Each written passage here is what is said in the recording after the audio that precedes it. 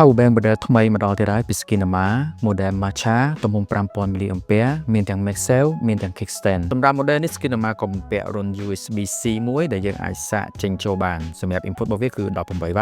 output របស់វាគឺ 20W ហើយក៏មានប៊ូតុងចុចមួយសម្រាប់យើងមើលថាមពលថ្មដែលនៅសល់ហើយភ្លើង LED របស់វាគឺនៅផ្នែកខាងក្រោមសម្រាប់ Kickstand នេះគឺមានសភាពរឹងមាំមែនទែនដែលយើងអាចសរេឡើងចុះបានសម្រាប់ផ្នែកខាងក្រោយ design របស់គេគឺបែបអនាគតតែម្ដងមានខ្ចៅមានខ្យងដែលអាចយើងមើលឃើញបានសម្រាប់បន្ទះ MagSafe នេះគឺ Skinema design មកគឺយើងអាចប្រើបានជាមួយ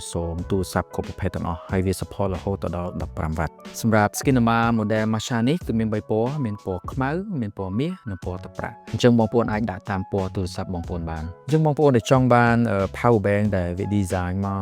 បែបអនាគតស្ដើងហើយមានមុខងារ stand ងាយស្រួលមើលវីដេអូ Skinema Matcha គឺល្អបំផុតសម្រាប់បងប្អូនតម្លៃគឺត្រឹមតែ$25មានធានា1ឆ្នាំពេញរកបាននៅគ្រប់សាខា UFO Store ទាំងអស់